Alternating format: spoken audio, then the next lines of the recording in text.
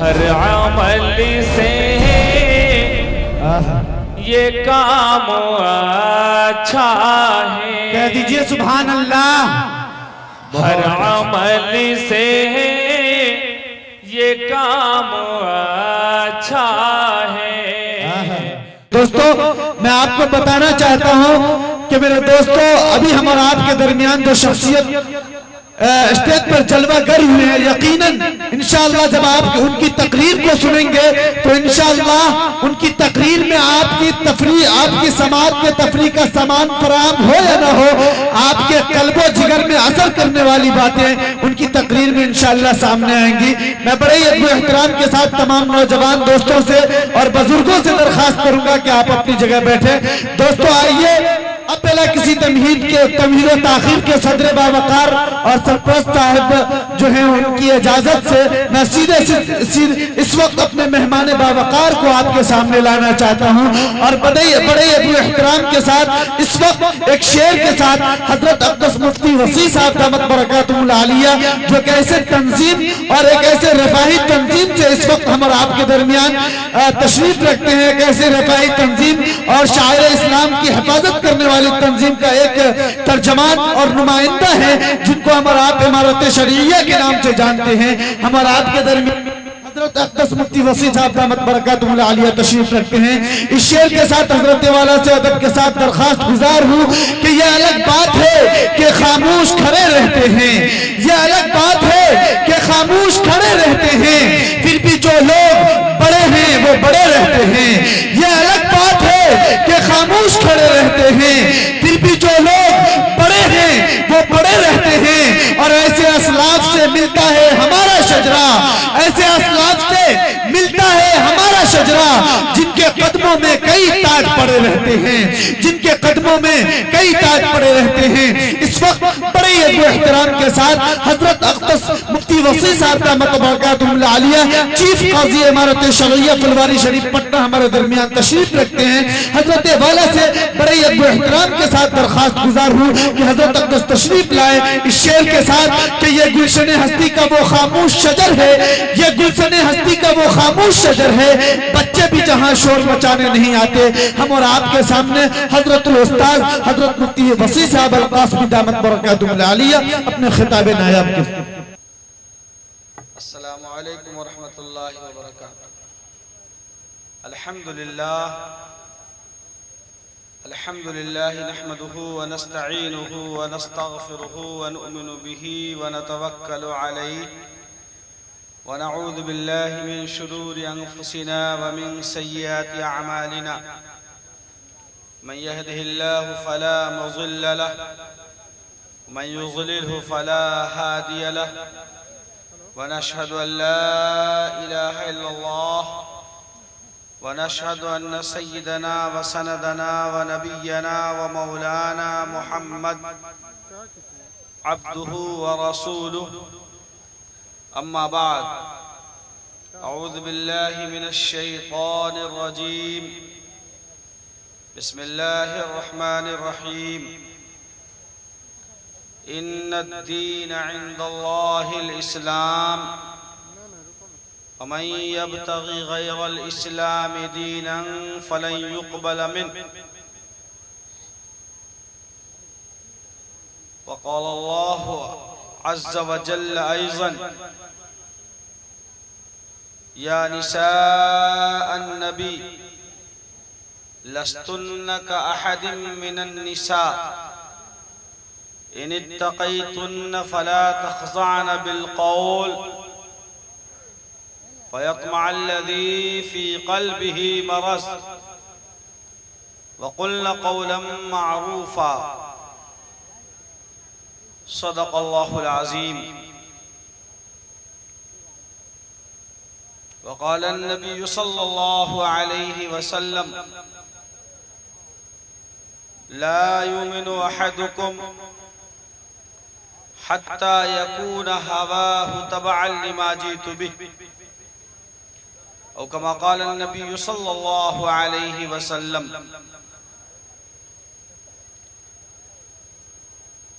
आज के इस इजलास से इस्लाह मुआशरा के सदर मुशफ़िक़ व मोहतरम और मशहूर व मारूफ आलिम दीन ज़िला मधुबनी के काज़ी शरीयत हज़रत मौलाना मुफ्ती व काज़ी हबीबुल्लाह साहब दामद बरकातुहुल आलिया इस इजलास के सरपरस्त मशहूर और मुतहर्रिक व फ़आल आलिम दीन जनाब हज़रत मौलाना मुफ्ती मोहम्मद अनवार साहब कासमी दामद बरकातुहुल आलिया स्टेज पर तशरीफ फरमा काबिल क़द्र हज़रात उलमाए किराम, बुजुर्गान मोहतरम, नौजवान साथियों और पर्दे में तशरीफ फरमा हमारी दीनी बहनों, मैं सबसे पहले मुबारकबाद देना चाहता हूँ इस आबादी के नौजवानों को और यहाँ के जिम्मेदारों को कि आप सब ने कीमती और मोतबर उलमाए किराम को अपनी आबादी में बुलाकर एक नई तारीख लिखी है और इस बात का सबूत पेश किया है कि हम अपने समाज को और अपनी सोसाइटी को दीनी सोसाइटी और दीनी मुआशरा बनाएंगे इंशाअल्लाह। आज का ये इजलास इस बात पर भी अलामत है और इस बात का ऐलान करता है कि हम चाहे जहां भी हों और जिस तादाद में हों, हम मुसलमान हैं, गैरत ईमानी हमारे अंदर है और हम दीन के साथ, ईमान के साथ, इस्लामी शरीयत के साथ, अल्लाह के कानून के साथ और अल्लाह की किताब कुरान मजीद के साथ रहते चले आ रहे हैं और इंशाअल्लाह क़यामत तक इस धरती पर हम और हमारी नस्ल दीन, ईमान और अल्लाह की किताब कुरान मजीद के साथ बाकी रहेगी इंशाअल्लाह।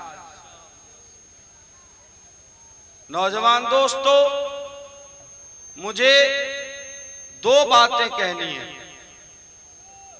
एक बात तो खास तौर पर हमें जिम्मेदारों से कहनी है, नौजवानों से कहनी है, और दूसरी बात हमें अपनी बहनों से कहनी है और अपनी ख़वातीन से अर्ज करनी है। पहली बात तो ये है कि हम खुशकिस्मत हैं और हमारे लिए फख्र की बात है, सआदत की बात है कि हम सब साहिब ईमान हैं, मुसलमान हैं। ये हमारे लिए फख्र की बात है, खुशकिस्मती की बात है कि अल्लाह ने अपनी तमाम मखलूकात में हमें इंसान बनाया। लक़द खलक़नल इंसान फी अहसन तक़वीम। ये दरिंदे, ये परिंदे, ये चरिंदे, ये पत्थर, ये दरख्त, नदी, नाले, कीड़े मकोड़े, गर्जे के हजारों हजार मखलूकात को अल्लाह ने पैदा फरमाया कि हमारी उम्रें गुजर जाती हैं और हम उन मखलूकात को देख भी नहीं पाते, पहचान भी नहीं पाते। उन तमाम में अल्लाह ने सबसे अफजल, सबसे आला, सबसे रुतबा वाला किसको बनाया? जोर से बोलिए, इंसान को बनाया। और तमाम इंसानों में जब से दुनिया कायम हुई और जब तक दुनिया कायम रहेगी, तमाम इंसानों में अल्लाह ने सबसे आला, सबसे अशरफ, सबसे मर्तबा वाला किसको बनाया? उन लोगों को बनाया जो लोग अल्लाह पर ईमान लाए, अल्लाह को एक माना, अल्लाह के साथ किसी को शरीक नहीं ठहराया। हजरत नूह अलैहिस्सलाम पर जो लोग ईमान लाए, जो लोग हजरत दाऊद अलैहिस्सलाम पर ईमान लाए, हजरत सुलेमान अलैहिस्सलाम पर ईमान लाए, हजरत यहया अलैहिस्सलाम पर ईमान लाए, हजरत जकरिया अलैहिस्सलाम पर ईमान लाए, हजरत याकूब अलैहिस्सलाम पर ईमान लाए, हजरत यूसुफ अलैहिस्सलाम पर ईमान लाए, हजरत इब्राहिम अलैहिस्सलाम पर ईमान लाए, हजरत इसहाक अलैहिस्सलाम पर ईमान लाए, और जो लोग हजरत ईसा अलैहिस्सलाम पर, हजरत मूसा अलैहिस्सलाम पर, और प्यारे आका इमामुल अंबिया खातमुल मुरसलीन जनाब मुहम्मदुर रसूलुल्लाह सल्लल्लाहु अलैहि वसल्लम पर ईमान लाए, अल्लाह को एक माना, एक जाना, वो तमाम इंसानों में अफजल।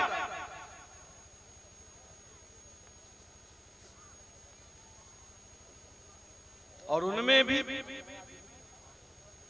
तमाम इंसानों में अफजल मुवहिदीन हुए, जो अल्लाह को एक माना, जिन्होंने तौहीद पर ईमान लाए। और उनमें भी सबसे आला और सबसे अफजल अल्लाह के आखिरी नबी जनाब मुहम्मदुर रसूलुल्लाह सल्लल्लाहु अलैहि वसल्लम पर ईमान लाने वाले और उनकी उम्मत में पैदा होने वाले उन तमाम लोगों में भी सबसे आला और सबसे अफजल वो हम हैं। कौन है? हम हैं कि अल्लाह के फजल से हम सब, हमारे मर्द, हमारी औरतें मुसलमान भी हैं और जनाब मुहम्मदुर रसूलुल्लाह सल्लल्लाहु अलैहि वसल्लम की उम्मत में शामिल हैं। क्यों? इसलिए कि हम सब अल्लाह को एक मानते हैं। कुल हुवल्लाहु अहद। ए नबी सल्लल्लाहु अलैहि वसल्लम, आप कह दीजिए कि सबका पैदा करने वाला, सबका खालिक, सबका मालिक, सबका सृजनहार सिर्फ और सिर्फ वो एक अल्लाह है। उसका कोई शरीक नहीं है, उसका कोई वजीर नहीं है, उसका कोई हम पल्ला नहीं है, उस जैसा कोई नहीं है, उसकी कोई नजीर नहीं है, उसकी कोई मसील नहीं है, उसकी कोई जिद नहीं है, उसके कोई मुकाबिल नहीं है। कुल हुवल्लाहु अहद।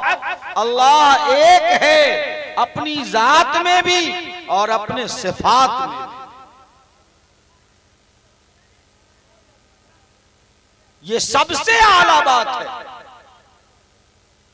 अगर ईमान दुरुस्त हुआ तो आखिरत अच्छी होगी।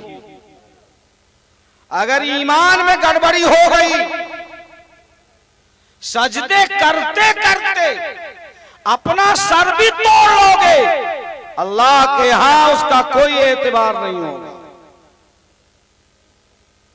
और ईमान खराब कैसे होता है? अल्लाह के साथ किसी और को शरीक ठहराने से। अल्लाह कादिर है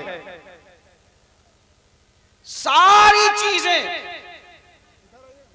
एक पत्ता भी अगर हिलता है तो सिर्फ और सिर्फ वो अल्लाह के हुक्म से हिलता है। वो अल्लाह बेहतर समझता है कि किसको औलाद देनी है और औलाद नहीं देनी है। वो अल्लाह बेहतर समझता है कि किसको बेटा होना है और किसको बेटी होनी है। वो अल्लाह बेहतर समझता है कि किसको फूस के मकान में रहना है और किसको बिल्डिंग होना है। वो अल्लाह बेहतर जानता है कि किसकी दुकान चौराहे पर होगी, फुलपरास और घोघटिया के मेन मार्केट में होगी, और कौन आदमी मजदूरी करके जिंदगी गुजारेगा। ये सब अल्लाह के इल्म में। अब हमारी बहनें अपना ईमान बेचें किसी मुल्ला के पास, किसी पंडित के पास, और वो उनसे गुहार लगाएं और कहें कि मुझे औलाद नहीं होती, मुझे फलां दे दो। अब उन्होंने कहा कि तुम फलां कब्र पर चादर चढ़ाओ, तुम फलां जगह जाकर के फलां बरत मांगो, तुम फलां जगह जाकर फूल चढ़ाओ, तुम फलां जगह जाकर ये करो और वो करो। वो करने लगती हैं, उनका ईमान खत्म हो जाता है। वो समझती हैं कि हम मुसलमान हैं, लेकिन वो ये नहीं समझती हैं कि बच्चे देना, पैदा करना, बच्चे न देना, मौत देना, हयात देना, दौलत देना, गरीबी देना, अमीरी देना, मकान देना, मनसब देना, कुर्सी देना, मर्तबा देना, न देना, ये सारी की सारी चीजें अल्लाह के इख्तियार में है कि कोई माई का लाल, चाहे वो बड़ा से बड़ा वली हो, अली हो, पीर हो, फकीर हो, यहाँ तक के नबी भी हो, उसके इख्तियार और बस में नहीं है कि वो किसी को औलाद दे दे, किसी को मालदार बना दे, किसी को गरीब बना दे, किसी को इज्जत दे दे, किसी को जिल्लत दे दे। ये सारी चीजें वो एक पैदा करने वाला खालिक व मालिक है, उसी के इख्तियार में।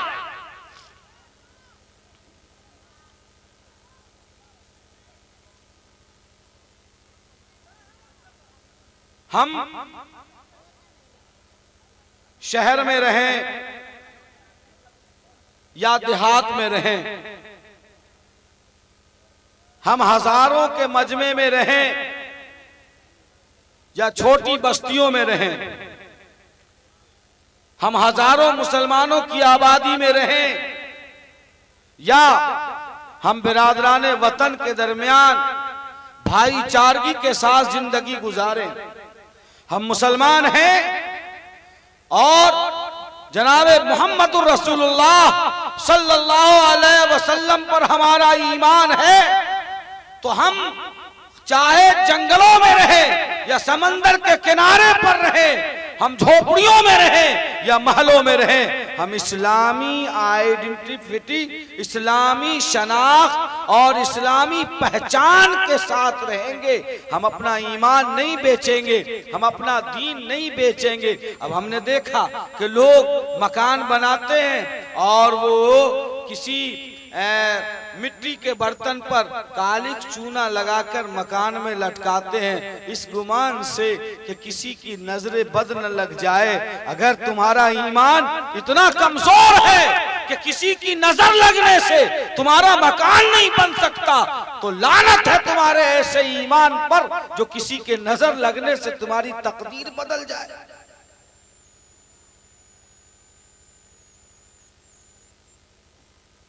वो जूते लटकाते हैं, वो सूप और डगरे में कालिक चूना करके अपने घरों पे लटका। उन्हें आप समझाएं, उन औरतों को समझाएं। वो बोलेंगे नहीं ये करना ही होगा तुम्हें। वो ये नहीं समझती कि अल्लाह पर यकीन रखो। तुमने अल्लाह पर यकीन छोड़कर इस कालिक और चूने पर तुमने यकीन बना लिया है। तुम्हारा ईमान जा रहा है लेकिन तुम्हें एहसास नहीं है।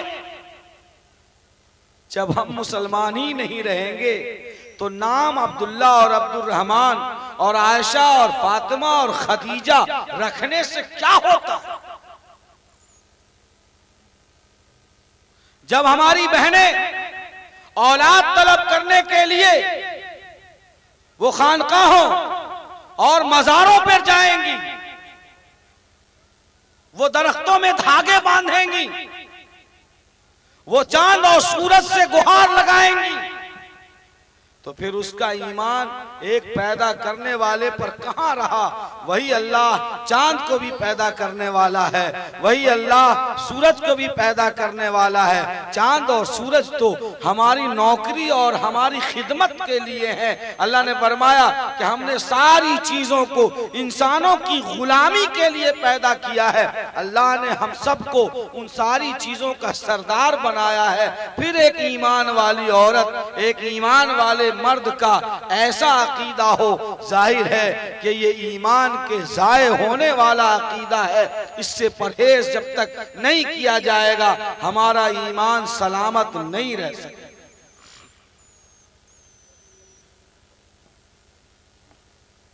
मेरे दोस्तों, यकीनन मकान, दुकान, जमीन, जायदाद, दौलत, गाड़ी, खेत खलियान, दुकान, सारी चीजें हमारे लिए जरूरी हैं और उनके लिए हमें मेहनत भी करनी है, कोशिश भी करनी है, रिज़्क़ हलाल हासिल करनी। लेकिन मेरी बात को किस्नी के लोग याद रखिए और अपने दिलों की गहराई में इस बात को उतारिए कि घर, मकान, दुकान, जमीन, जायदाद, सारी चीजें जरूरी हैं और अल्लाह ने उन चीजों को जायज तरीके से हासिल करने का हुक्म भी दिया है। लेकिन इन सारी चीजों से ज्यादा जरूरी ये है कि अपना और अपनी नस्ल के ईमान को बचाया जाए। अगर ईमान बच गया और जायदाद हासिल नहीं हुई, कोई दुश्वारी नहीं है। लेकिन सारी दुनिया मिल गई और ईमान चला गया तो ये बर्बादी है, तबाही। आखिर इस तरफ कौन सोचेगा?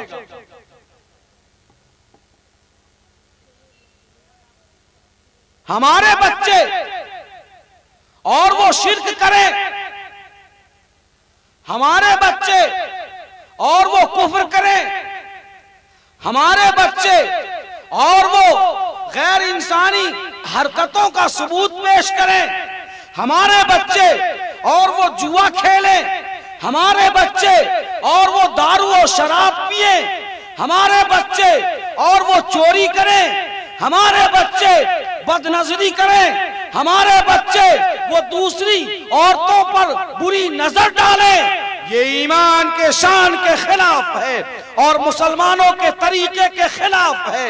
ये तो मुशरिकाना, बदबख्ताना और ये तो मुल्हिदाना अमल है इस्लाम का और मुसलमानों का और इस्लामी मुआशरे का। ऐसी बुरी हरकतों से दूर का भी लगाव नहीं हो सकता।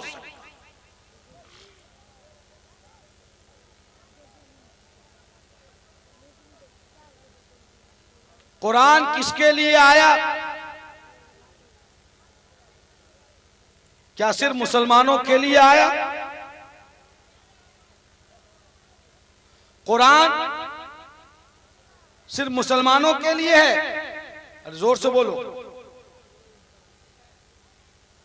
प्रोफेट मोहम्मद सल्लल्लाहु अलैहि वसल्लम आखिरी नबी और इस्लाम के आखिरी दूत, अल्लाह के आखिरी दूत, last messenger of God prophet Muhammad सल्लल्लाहु अलैहि वसल्लम सिर्फ मुसलमानों के लिए रहमत बनकर नहीं आए, वो गैर मुस्लिमों के लिए भी रहमत बनकर आए। वो ईसाइयों के लिए भी रहमत बनकर आए, यहूदियों के लिए भी रहमत बनकर आए, मजूसियों के लिए भी रहमत बनकर आए, जिन्नातों के लिए भी रहमत बनकर आए, जानवरों के लिए भी रहमत बनकर आए, चरिंदों और परिंदों के लिए भी रहमत बनकर आए। गर्ज के ऑल ओवर यूनिवर्स, पूरी कायनात के लिए रहमत बनकर आए। अल्लाह ने फरमाया वमा अरसलनाक इल्ला रहमतल लिल आलमीन। अल्लाह की शान ये है कि वो सारे जहान का, ऑल यूनिवर्स, तमाम कायनात का रब है, पैदा करने वाला है। और प्रोफेट मोहम्मद सल्लल्लाहु अलैहि वसल्लम की ये खुसूसियत है कि वो सारी कायनात के लिए रहमत बनाकर भेजा गया। वमा अरसलनाका इल्ला रहमतल लिल आलमीन। अल्लाह की शान रब्बुल आलमीन की है तो आका की शान रहमतुल लिल आलमीन की है, सिर्फ मुसलमानों की ही इजारादारी नहीं। कुरान मुल्ला के लिए भी है, पंडित के लिए भी है, कुरान शेख के लिए भी है, बढ़मन के लिए भी है, कुरान हाजी जी के लिए भी है, अब्दुल्ला के लिए भी है, पाठक जी के लिए भी है, कुरान मौलाना साहब के लिए भी है, रामू जी के लिए, हर एक का हक है कुरान पर। और कुरान पूरी इंसानियत और पूरी मानवता को सीधा और सही रास्ता दिखलाने के लिए आया है और क़यामत तक रहे। लेकिन मार्केटिंग की जिम्मेदारी किसकी है? एडवर्टीजमेंट की जिम्मेदारी किसकी है? इश्तिहार कौन करेगा? बताएगा कौन? काउंटर पर बैठकर कौन कहेगा कि ये किताब तुम्हारे लिए भी है, तुम्हारे लिए भी है, तुम्हारे लिए भी है? देखो, इस पवित्र किताब में, इस मुकद्दस कुरान में जो बातें लिखी हैं वो मुसलमानों के लिए भी हैं, गैर मुस्लिम भाइयों के लिए भी हैं, सिखों के लिए भी हैं, ईसाइयों के। देखो, पढ़ो। मार्केटिंग कौन करेगा? इश्तिहार कौन देगा? लोगों को कौन बताएगा? एडवर्टीजमेंट कौन करेगा? बोलिए। अरे बोलते क्यों नहीं आप? कौन करेगा? क्या ईसाई करेगा? यहूदी करेगा? क्या अमेरिका वाले करेंगे? लंदन वाले? कौन करेगा? हम करेंगे, आप करेंगे, साहिब ईमान करेंगे और आका सल्लल्लाहु अलैहि वसल्लम के गुलाम करेंगे।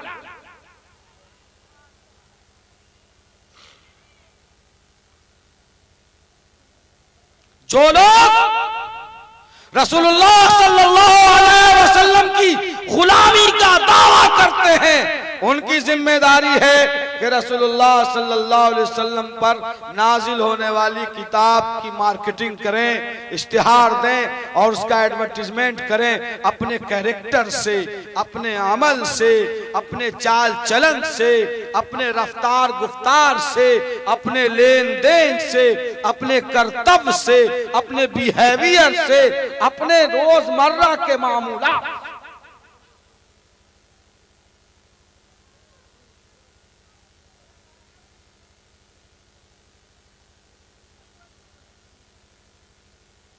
नहीं जमाना बड़े गौर से सुन रहा था, हम ही सो गए दास्तां कहते कहते। यह हमारी जिम्मेदारी थी कि शेख पर हमन को बताता, मुल्ला पंडित को बताता कि कुरान में ये लिखा है और हमारे नबी सल्लल्लाहु अलैहि वसल्लम ने हमें ये आदेश दिया है और अल्लाह का ये संदेश उन पर उतरा था। सो देखो इसमें कैसी इंसानियत है और मानवता के लिए कैसा दर्द है और मानवता के लिए कैसा मैसेज और कैसा पैगाम है। तब जाकर इंसानियत उस पर टूटती, उससे लिपटती, उससे चिपकती और ये समझती कि ये कुरान सिर्फ मस्जिदों में पढ़ने की चीज नहीं है, ये मरने पर पढ़ने की चीज नहीं है, ये सिर्फ सवाब के लिए और पुण्य प्राप्त करने के लिए इसकी तिलावत और इसके अध्ययन की चीज ये नहीं है, बल्कि ये तो मार्गदर्शन है, ये तो हिदायत का सामान है जो नर्क के रास्ते से मानवता को खींचकर स्वर्ग के डगर पर डाल देती है।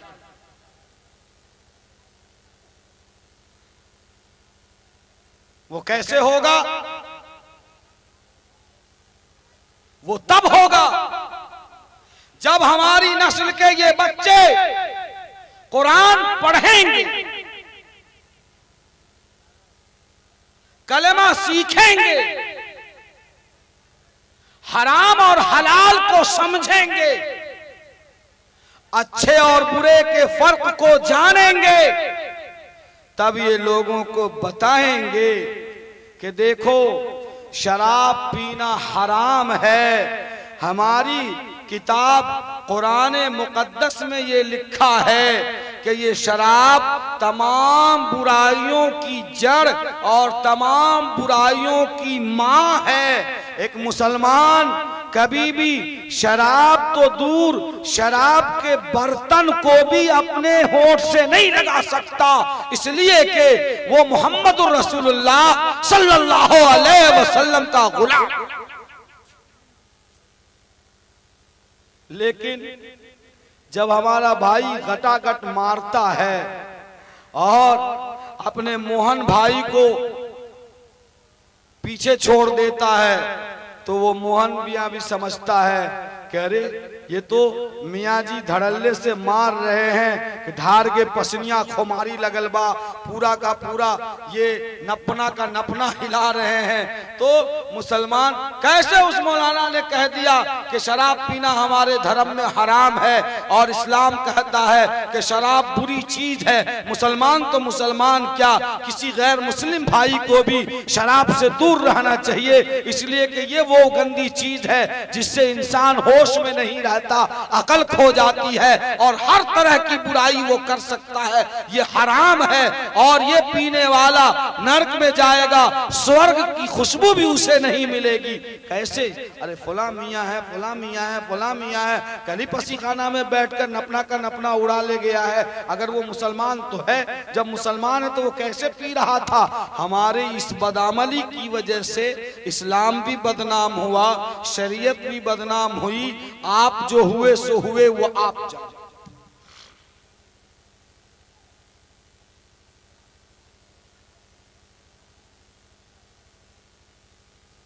मेरे दोस्तों और मेरे साथियों, मैं इमारत शरिया बिहार, उड़ीसा और झारखंड के अमीर शरीयत का ये पैगाम आप तक पहुंचा देना चाहता हूं कि इस मुल्क में मुसलमानों को किसी चीज का खौफ और खतरा और डर नहीं रखना चाहिए। हुकूमतें आती और जाती हैं, हुकूमतें बदलती सदलती हैं। आज ये तख्त पर है, कल वो तख्त पर होगा, आज वो कुर्सी पर है, कल ये कुर्सी पर होगा। ये हमारे मुल्क की और दुनिया की हुकूमतें बदलती रहेंगी। हम सब का ईमान उस अल्लाह की हुकूमत पर है जो हुकूमत कभी नहीं बदल सकती है, हमेशा से है और हमेशा रहेगी इंशाअल्लाह। हमें ना तो हुकूमत से डर है, ना हुकूमत की पॉलिसियों से डर है, ना हुकूमत के कारनामों से डर है, कोई शिकायत नहीं है। हमें डर खुद अपने आप से है कि अगर हमारा दीन और हमारा ईमान बाकी न रह सका तो हमारी ये नस्ल आने वाले दिनों में मुसलमान रह सकेगी या नहीं रह सकेगी, इसकी कोई जमानत नहीं। किसनी पट्टी के कितने लोगों को पहला और दूसरा कलमा याद है? सर्वे करके ईमानदारी के साथ बताइए।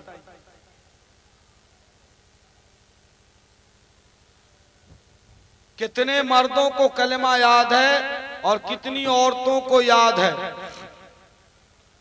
ईमान की बात तो यह है कि अगर मजमे से आप खड़ा करें उस किनारे से इस किनारे तक, तो ये हमारे कारी शरफुद्दीन साहब को और ये हमारे अजीजम असलम साहब को सिवाय रोने के कुछ और यहाँ पर हासिल नहीं होगा। और अगर औरतों के मजमे में पूछ लिया तो वहां तो 0 सन्नाटा मिलेगा। अपने बच्चों को कलेमा सिखाइए,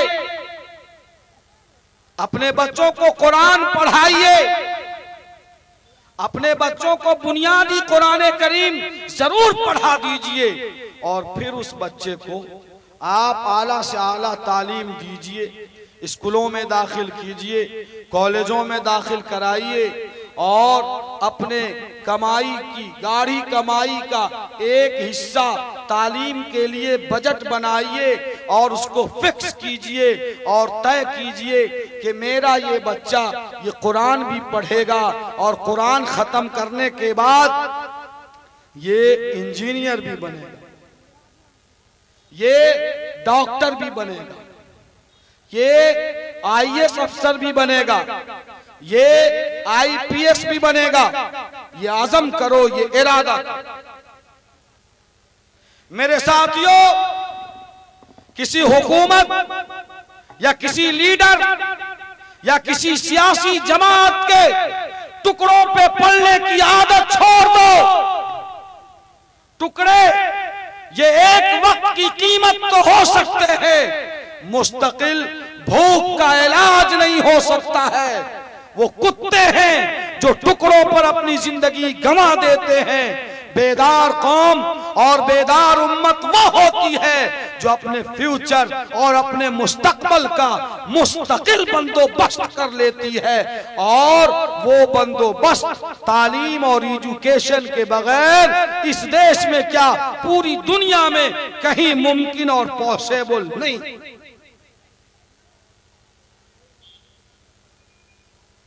गोश्त खाते, अरे बोलो, मछली खाते हो, अच्छी से अच्छी ग़िज़ा खाते हैं, खाते नहीं खाते हम सब, अच्छा से अच्छा कपड़ा पहनते हैं, मकान बनाने में हमने हौड़ लगा रखा है।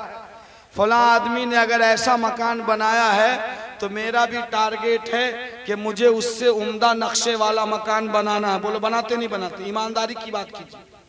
अगर नहीं बना पा रहे हैं, ख्वाहिश है कि नहीं है, तमन्ना है या नहीं है? बोलिए। आप जरा पांव समेट के बैठिए, ये नाच की महफिल नहीं है। जी हाँ, तकलीफ है, कुर्सी पे जाइए। हम खाने का बजट बनाते हैं, मकान का बजट बनाते हैं नहीं बनाते हैं? शादियां करते हैं तो ड्रामेबाजी करते नहीं करते हैं? अरे बोलिए, करते हैं। क्या हम तालीम का बजट नहीं बना सकते? क्या हम एजुकेशन का बजट नहीं बना सकते? क्या हम अपने बच्चों को इंजीनियर बनाने के बारे में नहीं सोच सकते? क्या हम अपने बच्चों को, अगर वो ज़हीन है, अगर वो पढ़ने वाला है, मेहनती है, तो क्या हम उसको यूपीएससी की तैयारी के लिए नहीं वक्फ कर सकते? क्या हम उसको आईएएस और आईपीएस के लिए उसके ज़हन को नहीं बना सकते?